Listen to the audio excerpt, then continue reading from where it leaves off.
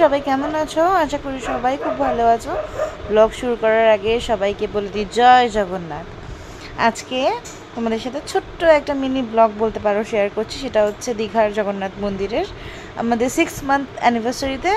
আর আমার আর ওর pre birthday celebration করতে আমরা দুজনে গেছিলাম হচ্ছে জগন্নাথ দর্শনে দীঘায়।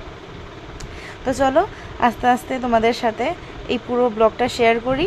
আর আমি আবার জগন্নাথ মন্দিরটাকে দেখি। আশা করি তোমাদের সবার খুব ভালো লাগবে। যারা পুরী ভালোবাসো তাদের আশা করি মন্দিরটা খুব ভালো লাগবে। আমার খুব ভালো লেগেছে। তবে পুরীই তো পুরী, মানে ওইটা তো একটা অন্য ব্যাপার, তাই না? সব কিছুই ঠিক আছে, তবে সত্যি কথা বলতে এই একটু পরেই দেখবে আমি একটা পুকুর দেখাচ্ছি। এটা হচ্ছে পদ্ম পুকুর টাইপের একটা বানিয়েছে। বাট এখানে আমি দেখলাম অনেক পদ্ম ফুল ফুটেছিল। কিছু মানুষ এসে সেখান থেকে নির্দ্বিধায় কি সুন্দর করে পদ্ম ফুল তুলে নিল। আর ওখানকার প্রশাসনে কিছু বললো না দেখলাম।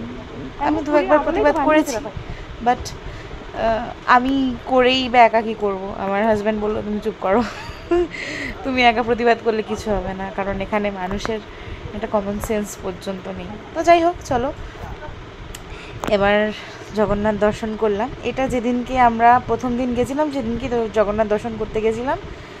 আর পরের দিন আমরা সকাল সকাল উঠে পুজো দিয়েছি, কারণ এখানে পুজো দেওয়ার নিয়মটা ঠিক পুরীর মতন নয়। তোমরা গেলেই সবাই বুঝতে পারবে।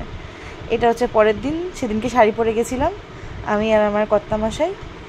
একটা ছোট্ট মিনি ব্লগ তোমাদের সাথে শেয়ার করলাম, বকর বকর দিয়েই। আশা করি খুব ভালো লাগবে। ভালো লাগলে লাইক, কমেন্ট অ্যান্ড সাবস্ক্রাইব করে পাশে থেকো। টাটা।